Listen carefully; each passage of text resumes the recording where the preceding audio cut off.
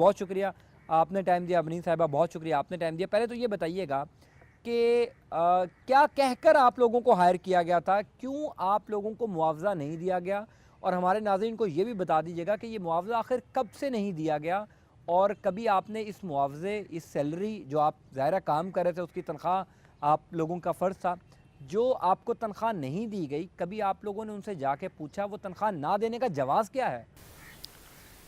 بسم اللہ الرحمن الرحیم.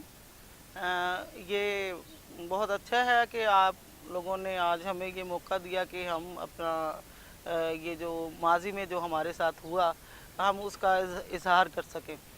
ادروائز تو ہم اپنی تنخواہوں کے لیے جہاں بھی جاتے ہیں وہ کوئی وہاں پر ہمیں سنوائی نہیں ہوتی. ہمیں 1.5 سال پہلے یہ پروجیکٹ شروع ہوا.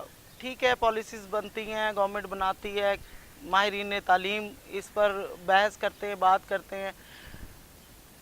آئی ڈونٹ نو کہ یہ کہاں تک بہتر ہوتا ہے کہ یہ پیپر ورک ہوتا ہے یا اس پہ کوئی امپلیمنٹیشن جب ہوتی ہے تو یہ بڑا ایک جامع قسم کا پلان ہونا چاہیے ان کے پاس. لیکن ایسا جب بعد میں ہم اس میں آئے اس فیلڈ میں تو ہم نے محسوس کیا کہ اس پہ کوئی جامع کوئی وہ نہیں ہے، پلان نہیں ہے اس کا.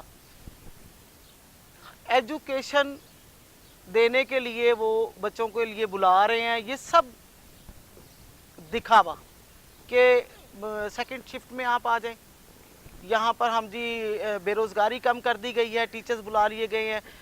یہ کہاں تک یہ انصاف ہے کہ ایجوکیٹر جو ہیں وہ گریجویٹ ہیں، ماسٹرز ہیں، اور ان کو 8-8 ہزار تنخواہ دی جا رہی ہے، لیکن بے روزگاری اتنی تھی کہ 8 ہزار اور 6 ہزار پر بھی ہم لوگ آنے کے لیے تیار ہو گئے.